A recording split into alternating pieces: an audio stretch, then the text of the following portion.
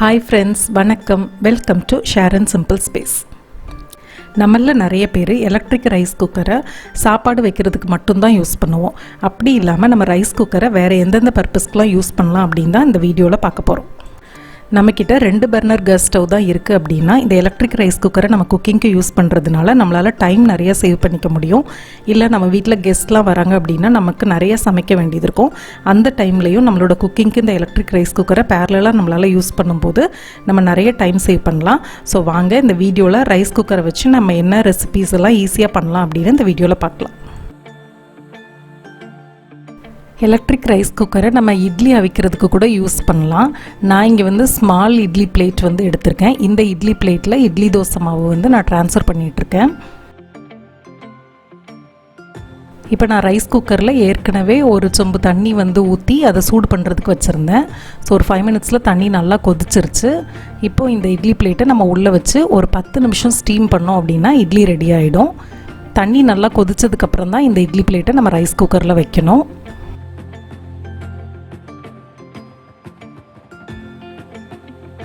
என்னோட கேஸ் ஸ்டவ்வில் பெரிய இட்லி அவிச்சிட்ருக்கேன். பசங்களுக்கு சின்ன இட்லி தனியாக அவிக்கணும். நான் அதுக்காக ரைஸ் குக்கர் எப்போவுமே யூஸ் பண்ணிப்பேன். இப்போ ஒரு 10 நிமிஷம் கழித்து நம்மளோட இட்லி நல்லாவே ரெடி ஆயிடுச்சு. அந்த சூடு கொஞ்சம் ஆறுனதுக்கப்புறமா நம்ம ஒரு ஸ்பூன் யூஸ் பண்ணி அந்த இட்லியை எடுத்துடலாம். ஸோ இப்போ இந்த குட்டி இட்லியெல்லாம் நம்ம சாம்பார் கூட சர்வ் பண்ணோம் அப்படின்னா ரொம்பவே நல்லாயிருக்கும். ஸோ பசங்களுக்கு இது மாதிரி பிளேட்டில் போட்டு நல்லா சாம்பாரை ஊற்றி வச்சிட்டோம் அப்படின்னா ஒரு 5 மினிட்ஸில் அந்த இட்லி எல்லா சாம்பாரையுமே நல்லா இழுத்துரும். அவங்களும் ஒரு ஃபோர்க் வச்சு ஈஸியாகவே சாப்பிட்ருவாங்க. ரைஸ் குக்கரில் நம்மளால் சூப்பராக பிரியாணி கூட பண்ண முடியும். எப்படின்னு பார்க்கலாம். இங்கே பிரியாணி மசாலா தனியாக ரெடி பண்ண நான் ஸ்டவ்வில் ஒரு கடாய் வச்சுருக்கேன். இதில் கொஞ்சமாக நெய் சேர்த்துக்கிறேன். ஒரு 3 ஸ்பூன் சேர்த்துருக்கேன். இந்த நெய் கூட கொஞ்சம் எண்ணெயும் சேர்த்துக்கிறேன். நம்ம ஃபுல்லாக நெய்யில் பண்ணுறதா இருந்தாலும் பண்ணலாம். இப்போ எண்ணெய் காஞ்ச பிறகு பட்டை, கிராம்பு, ஏலக்காய், பிரியாணி இலை எல்லாம் சேர்த்துக்கலாம். அதை லேசாக ஃப்ரை பண்ணிட்டு கூடவே ஒரு வெங்காயத்தை நீளமாக கட் பண்ணி வச்சுருக்கேன். அதையும் ஆட் பண்ணி ஃப்ரை பண்ணிடலாம். இப்போ இதில் 1 ஸ்பூன் இஞ்சி பூண்டு பேஸ்ட்டும் 2 பச்சை மிளகாவும் ஆட் பண்ணிக்கிறேன். கூடவே 2 தக்காளியும் சின்ன சின்னதாக கட் பண்ணி ஆட் பண்ணியிருக்கேன். தக்காளி பழம் சீக்கிரம் வதங்குறதுக்காக கொஞ்சமாக உப்பு சேர்த்து இதை நல்லா ஃப்ரை பண்ணிக்க போகிறேன். இப்போ வெங்காயம் தக்காளிலாம் நல்லா எண்ணெய் வெளியில் குக் ஆயிடுச்சு. இப்போ இதில் நம்ம மசாலா ஆட் பண்ணிக்கலாம். நான் 1 ஸ்பூன் ரெட் சில்லி பவுடரும் 1/2 ஸ்பூன் கரம் மசாலாவும் ஆட் பண்ணுறேன்.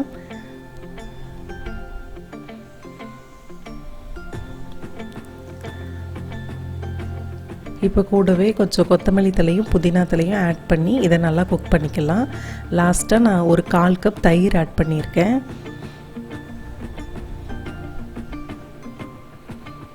தயிர் ஆட் பண்ணுறதுனால மசாலா ட்ரையாக இல்லாமல் இருக்கும். இப்போது இன்னொரு அடுப்பில் ஒரு சின்ன ஃப்ரை பேனில் நான் கொஞ்சம் எண்ணெய், உப்பு, வத்தல் தூள், பெப்பர் சேர்த்து ஒரு 5 முட்டையை வேக வச்சு அந்த முட்டையை லேசாக ஃப்ரை பண்ணி எடுத்துக்கிறேன். இப்போ நம்ம அந்த ஃப்ரை பண்ண எக்கை நம்ம ரெடி பண்ண மசாலா கூட சேர்த்து மிக்ஸ் பண்ணி வச்சுக்கலாம். இப்போ நமக்கு பிரியாணிக்கு மசாலா ரெடி ஆயிடுச்சு. இப்போ நம்ம ரைஸ் குக்கரில் பிரியாணி பண்ணுறது எப்படின்னு பார்க்கலாம். ரைஸ் குக்கரில் ஃபஸ்ட்டு அந்த கீழே கொடுத்துருக்கிற பிளேட்டை நம்ம போட்டுடலாம். நான் இங்கே 1 கப் பாஸ்மதி அரிசி எடுத்திருக்கேன். அதனால் அதுக்கு 2 கப் தண்ணி ஊற்றிக்கிறேன். இப்போ இந்த தண்ணியில் நமக்கு தேவையான அளவு உப்பு சேர்த்துக்கலாம். இப்போ இந்த சாப்பாடு நல்லா ஃப்ளேவர்ஃபுல்லாக குக் ஆகிறதுக்காக பிரியாணி இலை, பட்டை, 2 கிராம்பு, ஒரு ஏலக்காய் சேர்த்துக்கிறேன். இப்போ நான் 1/2 மணி நேரமாக ஊற வச்ச பாஸ்மதி அரிசியை இது கூட சேர்த்து குக் பண்ண போகிறேன். ரைஸ் குக்கர் ஆன் பண்ணி விட்டுட்டேன். ரைஸ் குக்கர் வார்ம்க்கு வார்முக்கு வரல, ஃபுல்லாக குக் ஆகலை, 80% தான் குக் ஆகிருக்கு. இப்போ இந்த டைமில் நம்ம ரெடி பண்ணி வச்சுருக்கிற எக் மசாலாவை மேலே நல்லா ஸ்ப்ரெட் பண்ணி விட்டு மறுபடி குக் பண்ணலாம். அந்த மசாலாவில் நம்ம தயிர்லாம் ஆட் பண்ணியிருக்கோம். ஸோ அந்த வாட்டர் கண்டென்ட் எல்லாம் நல்லா ட்ரை ஆகி சூப்பராக குக் ஆகும். கடைசியாக நம்ம கொஞ்சம் கொத்தமல்லி தலையும் நெய்யும் சேர்த்து இதை குக் பண்ணிடலாம். இப்போ குக்கிங் மோடில் தான் இருக்குது. இப்போ ரைஸ் குக்கர் வார்மில் வந்துருச்சு. இப்போ நம்ம எடுத்து பார்த்தோம் அப்படின்னா பிரியாணி சூப்பராக ரெடி ஆகிருக்கு. ஒட்டவே ஒட்டாது. நம்ம கீழே அந்த ரைஸ் பிளேட் போட்டிருக்கிறதுனால கரெக்டாக தண்ணியெல்லாம் அப்சர்வ் ஆனோடனே அந்த குக்கர் வார்மில் வந்துடும். அதனால் குக்கரில் மாதிரி நமக்கு ரைஸ் குக்கரில் எலக்ட்ரிக் ரைஸ் குக்கரில் ரைஸ் குலையாது, பர்ஃபெக்டாக இருக்கும். ட்ரை பண்ணி பாருங்கள். இப்போ ரைஸ் குக்கரில் நம்ம வெஜிடபிள்ஸ் எல்லாம் ஸ்டீம் பண்ணுறது கூட யூஸ் பண்ணலாம். இப்போ ரைஸ் குக்கரில் கீழே போடுற பிளேட் வந்து போடாமல் நான் கொஞ்சமாக தண்ணி ஊற்றிருக்கேன். அந்த தண்ணி வந்து சூடான பிறகு இங்கே ஒரு ஸ்டீமிங் பேஸ்கெட்டில் நான் கொஞ்சம் கார்ன் எடுத்திருக்கேன். இந்த கார்னை வந்து உள்ளே வச்சு வேக வைக்க போகிறேன். நம்ம எந்த வெஜிடபிள்ஸ்னாலும் ரைஸ் குக்கரில் குக் பண்ணிக்கலாம். ஒரு 10 நிமிஷம் வேக வச்சா போதும், நல்லா வெந்துடும். இப்போ இந்த கார்ன் வந்து ரொம்ப சூப்பராக வந்திருக்கு. ஒரு 10 நிமிஷத்துலேயே ரெடி ஆயிடுச்சு. தண்ணி சூடாகிறதுக்கு தான் கொஞ்சம் டைம் ஆகும். தண்ணி சூடாயிருச்சுன்னா உள்ளே வைக்கிற வெஜிடபிள்ஸ் உடனே குக் ஆகிடும். இப்போ நான் இதில் வந்து கொஞ்சமாக உப்பும் கரம் மசாலாவும் ஆட் பண்ணிக்கிறேன். பெப்பர் பவுடரும் ஆட் பண்ணுறேன். ஸோ நமக்கு வந்து ஈவினிங்க்கு வந்து ஒரு சூப்பரான கார்ன் சாட் வந்து ரெடி ஆயிருச்சு. வெஜிடபிள்ஸ் எல்லாம் சைட் பை சைட் நம்ம ஈஸியாக குக் பண்ணிக்கிறதுக்கு ரைஸ் குக்கர் ஈஸியாக யூஸ் பண்ணலாம். வெஜிடபிள்ஸ் மட்டும் இல்லை, இப்போ நம்ம பருப்பு உருண்டை குழம்புலாம் வைக்கிறதுக்கு பருப்பு உருண்டைகளை ஸ்டீம் பண்ணுறதுக்கும் கூட நம்ம இதை யூஸ் பண்ணலாம். புட்டு எல்லாம் ஸ்டீம் பண்ணுறதுக்கும் யூஸ் பண்ணலாம். ரைஸ் குக்கரில் நம்மளால் சூப்பராக புலாவ் பண்ண முடியும். ஒட்டாமல் நல்லா வரும். எப்படி இதுன்னு பார்க்கலாம். இப்போ நான் இங்கே ரைஸ் குக்கரை வந்து ஆன் பண்ணி விட்டுருக்கேன். கீழே நான் வந்து அந்த ட்ரெயின் பிளேட் வந்து போடலை. டைரெக்டாக ரைஸ் குக்கர்லேயே தான் பண்ண போகிறோம். கொஞ்சமாக எண்ணெய் சேர்த்துக்கிறேன். இது கூடவே பட்டை, கிராம்பு, ஏலக்காய் இதெல்லாம் ஆட் பண்ணிக்கிறேன். ஒரு வெங்காயத்தை நீளமாக கட் பண்ணி வச்சுருக்கேன். அதையும் ஆட் பண்ணி நம்ம ஃப்ரை பண்ணலாம். ரைஸ் குக்கரில் நம்ம ஃப்ரை பண்ணும்போது அப்பப்போ வந்து வார்ம் மோடுக்கு போயிடும். ஆனால் ஒன்றும் பிரச்சனை இல்லை. நம்ம அடுத்தது ஆட் பண்ணும்போது மறுபடியும் ஆன் பண்ணி விட்டோம்னா குக்கிங்க்கு வந்துடும். இப்போ நான் இதில் வந்து 2 பச்சை மிளகாவும் இஞ்சி பூண்டு பேஸ்ட்டும் ஆட் பண்ணிக்கிறேன். அதை ஃப்ரை பண்ண பிறகு 1 கப் வெஜிடபிள் வந்து நம்ம ஆட் பண்ணிக்கலாம். நான் இங்கே வந்து கேரட், பீன்ஸ், பச்சை பட்டாணி 3 எடுத்திருக்கேன். இப்போ நான் 1 கப் அரிசி குக் பண்ண போகிறேன். ஸோ ஏற்கனவே அதை 1/2 மணி நேரம் ஊற வச்சுருக்கேன். 1 கப் பாஸ்மதி அரிசிக்கு 2 கப் தண்ணி சரியாக இருக்கும். ஸோ 2 கப் நான் ஆட் பண்ணிக்கிறேன். தண்ணி கொதித்த பிறகு லாஸ்ட்டாக கொஞ்சோண்டு புதினா இலையும் உப்பும் நம்ம ஆட் பண்ணிடலாம். ஆட் பண்ணிட்டு நம்ம ஊற வச்சுருக்கிற சாப்பாடையும் உள்ளே ஆட் பண்ணிடுறேன். இப்போ இதை நல்லா மிக்ஸ் பண்ணி விட்டுட்டு நம்ம குக் பண்ண போட்டுடலாம். ஒரு 10 நிமிஷம் தான் ஆகும். சீக்கிரமாக குக் ஆகிடும்.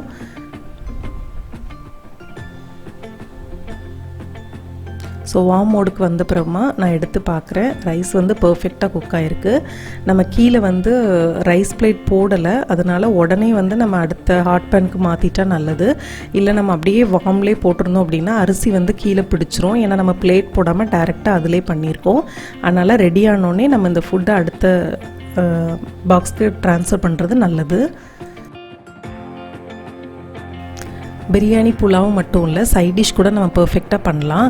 இப்போ பன்னீர் பட்டர் மசாலா எப்படி பண்ணுறதுன்னு பார்க்கலாம். இங்கே நான் ஒரு பிளேட்டில் 2 வெங்காயம், 3 தக்காளி, 1 கியூப் பட்டர், அப்புறமா முந்திரி, வத்தல், கொஞ்சம் 4 பல் பூண்டு, 1 துண்டு இஞ்சி இதெல்லாம் எடுத்து வச்சுருக்கேன் கட் பண்ணி.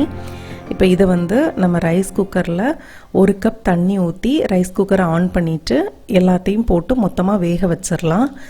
நான் கூடவே பட்டரையும் சேர்த்துட்டேன். கொஞ்சமாக உப்பு சேர்த்து நம்ம எல்லாத்தையும் வேக வச்சிடலாம்.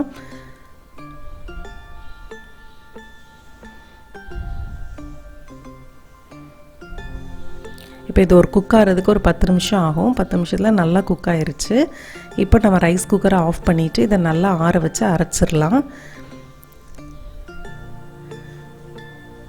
அந்த தண்ணியை வந்து வேஸ்ட் பண்ண வேண்டாம். வெங்காயம், தக்காளியை தனியாக மிக்சியில் எடுத்துகிட்டு அந்த தண்ணியை நம்ம அப்புறமா ஆட் பண்ணுறதுக்கு அப்படியே வச்சுக்கலாம். இப்போ மறுபடியும் அதே ரைஸ் குக்கரில் நான் வந்து ஒரு 3 கியூப் பட்டர் வந்து ஆட் பண்ணிக்க போகிறேன். நீங்கள் ஃபுல்லாக எண்ணெயிலே பண்ணுறதா இருந்தாலும் எண்ணெயிலே பண்ணலாம். நான் இங்கே இன்றைக்கி பட்டரில் தான் பண்ண போகிறேன். ஸோ ஒரு 3 கியூப் ஆட் பண்ணிக்கிறேன். இங்கே பட்டர் வந்து எப்போதுமே வாங்கின உடனே இது மாதிரி கட் பண்ணி அப்படியே ஒரு பவுலில் போட்டு ஸ்டோர் பண்ணிங்க அப்படின்னா நம்ம எடுத்து யூஸ் பண்ணும்போது ஈஸியாக இருக்கும். ஒவ்வொரு தடவையும் கட் பண்ணிகிட்ருக்கிற தேவையில்லை. இப்போ பட்டர் மெல்ட் ஆனோடனே நான் இதில் பட்டை, கிராம்பு, ஏலக்காய் இது எல்லாத்தையும் ஆட் பண்ணிக்கிறேன். கூடவே ஒரு 1/2 ஸ்பூன் ஜீரகம் ஆட் பண்ணுறேன்.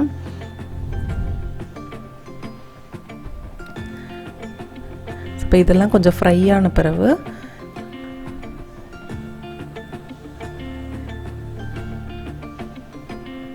நம்ம அரைச்சி வச்சுருக்கிற மசாலாவை உள்ளே ஆட் பண்ணிடலாம்.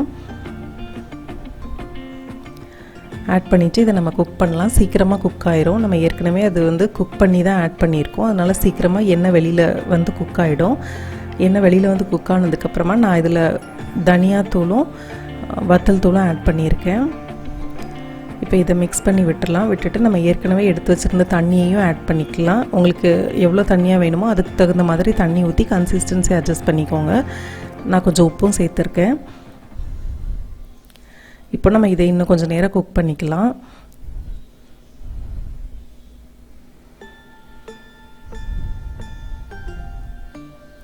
ஸோ மசாலாலாம் சேர்த்து நல்லா குக் ஆயிருச்சு. இப்போ நம்ம லாஸ்ட்டாக இதில் பன்னீர் ஆட் பண்ணலாம். பன்னீர் ஆட் பண்ணுறதுக்கு முன்னாடி நான் கொஞ்சம் கரம் மசாலாவும் கொஞ்சோண்டு கஸ்தூரி மேத்தி நல்லா கையில் கசக்கியும் ஆட் பண்ணிக்கிறேன். கஸ்தூரி மேத்தி வந்து பன்னீர் பட்டர் மசாலாவுக்கு நல்ல ஸ்மெல் கொடுக்கும். அப்புறமா நான் வந்து ஒரு 1/2 கப் பாலும் சேர்த்துக்கிறேன்.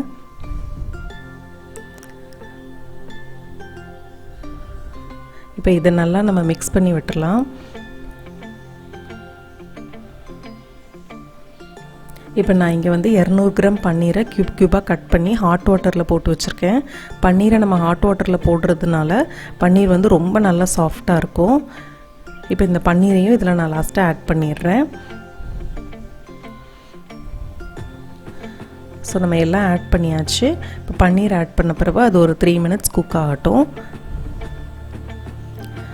அவ்வளோதான், பன்னீர் பட்டர் மசாலா நல்லா குக் ஆயிருச்சு. லாஸ்ட்டாக வந்து நான் கொஞ்சம் பால் ஆடை வந்து ஆட் பண்ணிக்கிறேன். நம்ம ஃப்ரெஷ் க்ரீம் ஆட் பண்ணிக்கலாம். ஃப்ரெஷ் க்ரீம் இல்லைங்கிறதுனால நான் பால் ஆடை ஆட் பண்ணியிருக்கேன். இப்போ எல்லாம் சேர்ந்து குக் ஆகி எண்ணெய்லாம் நல்லா வெளியில் வந்து சூப்பராக குக் ஆயிருச்சு. இப்போ என்னோடய ரைஸ் குக்கர் பார்த்திங்கன்னா 5 லிட்டர் ரைஸ் குக்கர். அதனால் கொஞ்சம் பெருசாக தெரிஞ்ச மாதிரி இருக்கும் கொஞ்சோண்டு கிரேவிக்கே. நிறைய குவான்டிட்டியில் செய்கிறோம் அப்படின்னா பர்ஃபெக்டாக இருக்கும். இல்லைனா சின்ன ரைஸ் குக்கர்னால் இது மாதிரி கரீஸ் எல்லாம் வைக்கிறதுக்கு கரெக்டாக இருக்கும். ஸோ சூப்பரான பன்னீர் பட்டர் மசாலா ரெடி ஆயிடுச்சு. புலாவுக்கெல்லாம் இது பர்ஃபெக்டாக இருக்கும்.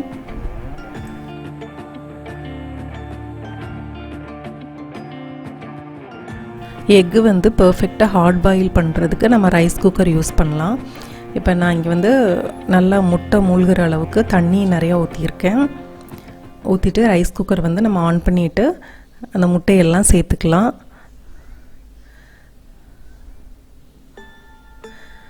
முட்டை உள்ளே வைக்கும்போது கேர்ஃபுல்லாக வைங்க, உடஞ்சிட்டுனா வேஸ்ட் ஆயிரும். இதில் கூடவே கொஞ்சமாக எண்ணெய் சேர்த்து நான் குக் பண்ண போகிறேன். எண்ணெய் சேர்த்து நம்ம குக் பண்ணால் நம்ம அதை பீல் பண்ணும்போது நமக்கு உரிக்கிறதுக்கு வந்து ஈஸியாக இருக்கும். ஒரு 10 நிமிஷத்தில் எக்கெல்லாம் குக் ஆகிடும். இந்த எக்கை நான் உடனே ஒரு தண்ணியில் போட்டுடுறேன். அப்போ நமக்கு பீல் பண்ணுறதுக்கு ஈஸியாக இருக்கும்.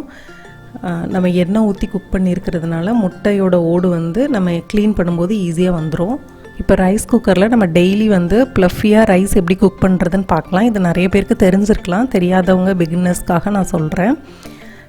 ரைஸ் குக்கரில் ரைஸ் குக் பண்ணுறதுக்கு 1 கப் அரிசி எடுத்திருக்கேன். இதை வந்து நான் ஒரு 1/2 அன் ஹவர் ஊற வச்சுருக்கேன். நம்ம ரைஸ் குக் பண்ணும்போது இந்த பிளேட்டை வந்து கண்டிப்பாக யூஸ் பண்ணோம். இந்த பிளேட்டில் வந்து யூஸ் பண்ணால் தான் ரைஸில் உள்ள எக்ஸ்ட்ரா ஸ்டார்ச் எல்லாமே அந்த பிளேட்டுக்கு கீழே கலெக்ட் ஆகிடும். ரைஸ் வந்து நமக்கு ப்ளஃபியாக கிடைக்கும். அதனால் இந்த ரைஸ் பிளேட்டையும் நம்ம போட்டுட்டு இப்போ தண்ணி சேர்த்துக்கலாம். நான் 1 கப் அரிசிக்கு வந்து 4 கப் தண்ணி சேர்க்க போகிறேன். இந்த தண்ணி வந்து அந்த ரைஸோட குவாலிட்டியை பொறுத்தது தான். ஒவ்வொரு டைப் ஆஃப் ரைஸ்க்கும் தண்ணி மேபி மாறுபடலாம். 4 கப் தண்ணி வச்சோன்னா ரைஸ் வந்து நல்லா குக் ஆகும். உதிரியாக கொஞ்சம் ட்ரையாக இல்லாமல் நல்லாயிருக்கும். இப்போது ஒரு 15 நிமிஷத்தில் குக் ஆகி ரைஸ் குக்கர் வார்ம் மோடுக்கு வந்துருச்சு. இப்போ நம்ம உடனே எடுத்து பார்த்தோம் அப்படின்னா கொஞ்சம் லேசாக தண்ணியாக இருக்கிற மாதிரி தெரியும். ஒரு 5 மினிட்ஸ்க்கு அப்புறம் பார்த்தோம் அப்படின்னா அந்த தண்ணி எல்லாமே நல்லா ட்ரை ஆகி உதிரியாக சூப்பராக ரைஸ் குக் ஆகிடும். ரைஸ் குக்கரில் நமக்கு அட்வான்டேஜே ரைஸ் வந்து எவ்வளோ நேரம் ஆனாலும் நம்ம வார்ம் மோடில் அப்படியே வச்சுக்கலாம். அடி பிடிக்காது ரைஸ் கீழே. ஏன்னா நம்ம கீழே வந்து அந்த பிளேட்டு போட்டிருக்கோம். அந்த பிளேட்டுக்கு கீழே மட்டும்தான் சூட்டில் வந்து கொஞ்சம் ஸ்டிக்கி ஆகும். மற்றபடி ரைஸ் வந்து எதுவுமே ஆகாது. எவ்வளோ நேரம்னாலும் அப்படியே நம்ம வார்ம் மோடில் வச்சுக்கலாம். இப்போ ரைஸ் குக்கரில் சூப்பராக ஒரு சீஸி நூடுல்ஸ் எப்படி பண்ணுறதுன்னு பார்க்கலாம். இங்கே ரைஸ் குக்கர் வந்து நான் ஆனில் வச்சுருக்கேன். 2 கியூப் பட்டரும் கொஞ்சமாக எண்ணெயும் சேர்த்துக்கிறேன். நல்லா சூடான பிறகு கொஞ்சமாக வெங்காயம் சேர்த்துக்கலாம். ரைஸ் குக்கர் இனிஷியலாக சூடாகிறதுக்கு கொஞ்சம் டைம் எடுத்த மாதிரி இருக்கும்.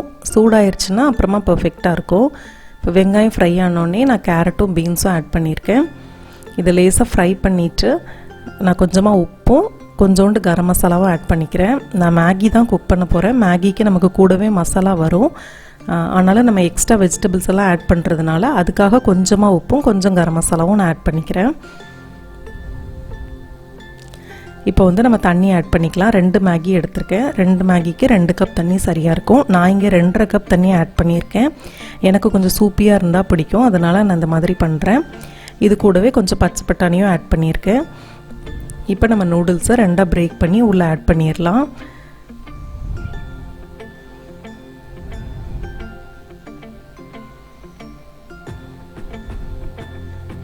நூடுல்ஸை நம்ம ரொம்ப பிரேக் பண்ணால் நல்லா இருக்காது, அதனால் 2ஆக மட்டும் பிரேக் பண்ணி ஆட் பண்ணிக்கோங்க. இப்போ நம்ம எல்லாத்தையும் மிக்ஸ் பண்ணிவிட்டு நமக்கு மேகியில் கூடவே வர்ற மசாலாவையும் நம்ம ஆட் பண்ணி மிக்ஸ் பண்ணி இதை குக் பண்ண விட்டுறலாம்.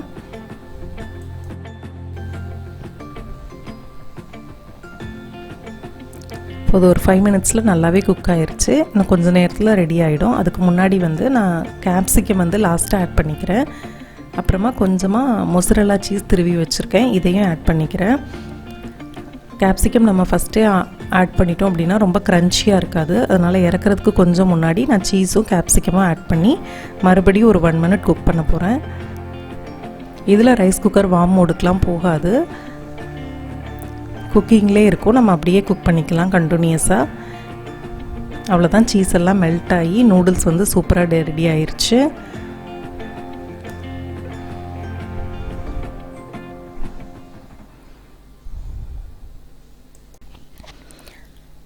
அடுத்து நம்ம இதில் டெசர்ட் கூட பண்ணலாம். இப்போ கேரமல் புட்டிங் ரைஸ் குக்கரில் எப்படி பண்ணுறதுன்னு பார்க்கலாம்.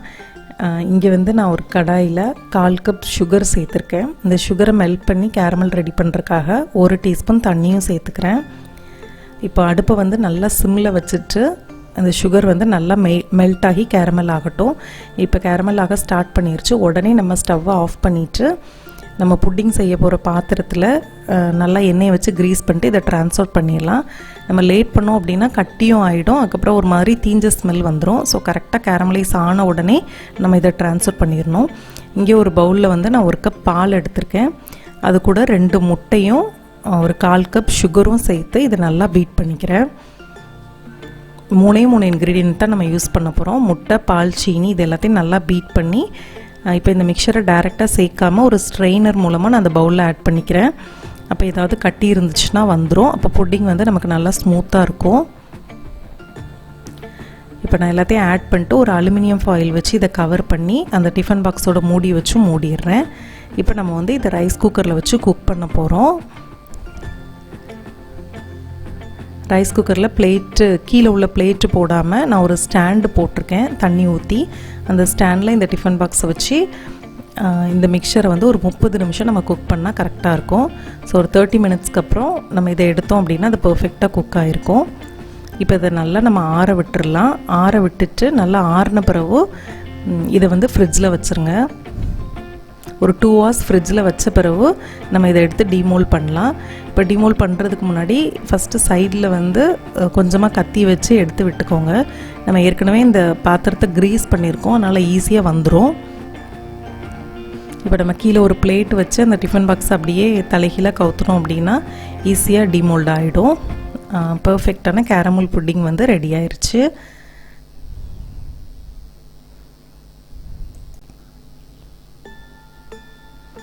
இப்போ இந்த ரைஸ் குக்கரை எப்படி க்ளீன் பண்ணி மெயின்டைன் பண்ணுறது அப்படின்னு பார்க்கலாம். நம்ம நார்மலாக ஸ்டீல் ஸ்க்ரப்பர் வச்சுலாம் அதை யூஸ் பண்ணோம் அப்படின்னா அது ஸ்க்ராட்ச் ஆகிடும், அந்த ஒயிட் கோட்டிங் வந்து வந்துடும். நம்ம வந்து இதை வந்து டிஷ்வாஷர்லலாம் வைக்க முடியாது, இது டிஷ்வாஷர் சேஃப் கிடையாது, கையில் தான் வாஷ் பண்ணோம். இப்போ இதை எப்படி ஈஸியாக வாஷ் பண்ணலாம் அப்படின்னா, கீழே வந்து ரொம்ப அழுக்கு இருந்துச்சுன்னா நம்ம தண்ணி ஊற்றி அப்படியே ரைஸ் குக்கரில் ஆன் பண்ணி ஒரு 5 மினிட்ஸ் நல்லா கொதிக்க விட்டுட்டோம் அப்படின்னா ரைஸ் குக்கர் வந்து நல்லா குக் ஆகிடும். ரைஸ்லாம் குக் பண்ணும்போது ரொம்ப நேரம் வார்ம் மோடில் போட்டோம் அப்படின்னா கீழே வந்து நல்லா அந்த எக்ஸ்ட்ரா ஸ்டார்ச் வந்து ஸ்டிக் ஆகிக்கும், அது க்ளீன் பண்ண ஈஸியாக இருக்காது. அதை நம்ம டைரெக்டாக போட்டு ஸ்க்ரப்பர் வச்சு ஸ்க்ரப் பண்ணாமல் இது மாதிரி கொஞ்சமாக தண்ணி ஊற்றி ரைஸ் குக்கர்லேயே வச்சு கொதிக்க விட்டுட்டு அப்புறமா நம்ம வாஷ் பண்ணோம் அப்படின்னா ஈஸியாக வாஷ் பண்ணலாம். இந்த வீடியோ உங்களுக்கு யூஸ்ஃபுல்லாக இருந்திருக்கும்னு நம்புகிறேன். இந்த வீடியோ பிடிச்சிருந்துச்சுன்னா ஷேரன் சிம்பிள் ஸ்பேஸ்க்கு சப்ஸ்கிரைப் பண்ணுங்கள், கூடவே அந்த பெல் ஐக்கனையும் கிளிக் பண்ணிக்கோங்க. அப்போ தான் நான் வீடியோ அப்லோட் பண்ணும்போது நோட்டிஃபிகேஷன் வரும். தேங்க்யூ ஸோ மச் ஃபார் வாட்சிங். I'll see you in my next video. Bye bye.